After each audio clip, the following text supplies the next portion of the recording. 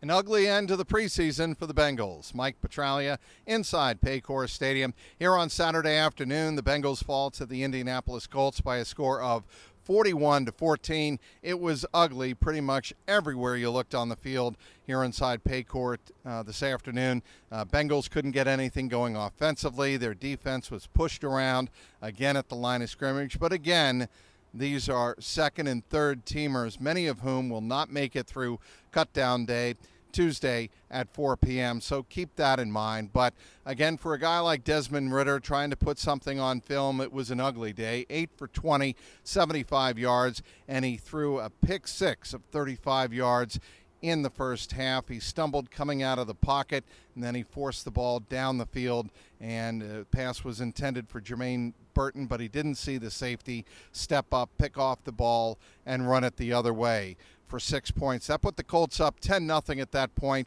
The Bengals would get a touchdown run on a quarterback sneak of all things from Desmond Ridder midway through the first quarter, make it 10-7, but the Indianapolis Colts pretty much ran away and hid from the game at that point, hid from the Bengals, I should say, at that point.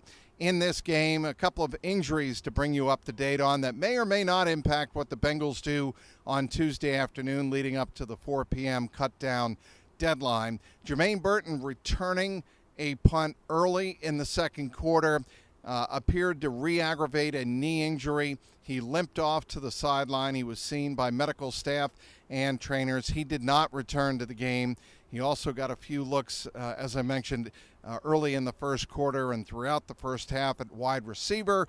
But again, he came out of the game and did not return. On the defensive side of things, safety Dejon Anthony, during a defensive series in the first half, limped off the field. He was clutching at his right hamstring, and Zach Taylor, after the game, acknowledged that it was a hamstring for Dejon Anthony, and we'll have to wait and see in terms of when he might be able to return, if indeed he makes it through the cut-down situation. Of course, he is battling with P.J. Jules, who had a pretty big day here on Saturday afternoon, 7 unassisted tackles. He also showed up in the special teams game. So P.J. Jules, Dejon Anthony, how does Dejon Anthony's hamstring injury impact the decision that the Bengals have to make? Zach Taylor said there is no timetable on either Dejon Anthony or Jermaine Burton. For Burton, Taylor did confirm that it was a knee injury and likely the same knee that he was dealing with earlier in camp after the Philadelphia Eagles preseason game. So those are two injuries that came to mind here on Saturday afternoon.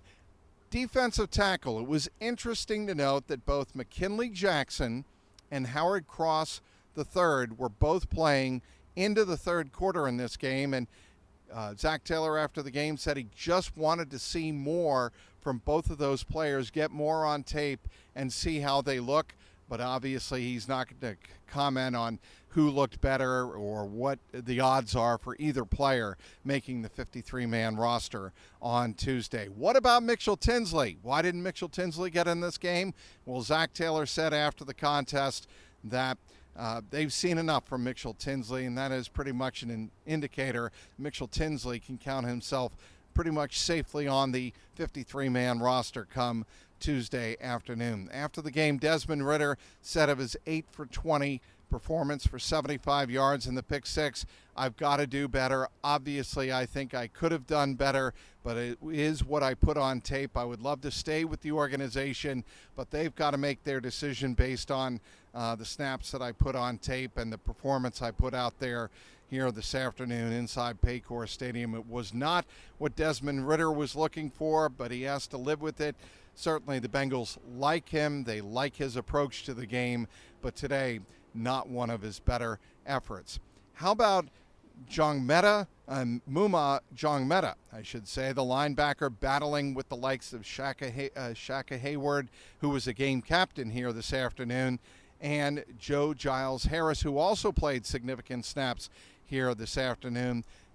Jongmeta had a very good game for the Bengals. He led the Bengals with 12 tackles on the afternoon. He was also a part of special teams. So what do the Bengals do at the linebacker position? It'll be very interesting to see how that storyline plays out come Tuesday afternoon at 4 o'clock. Again, the Bengals lose their preseason finale here by a score of 41-14.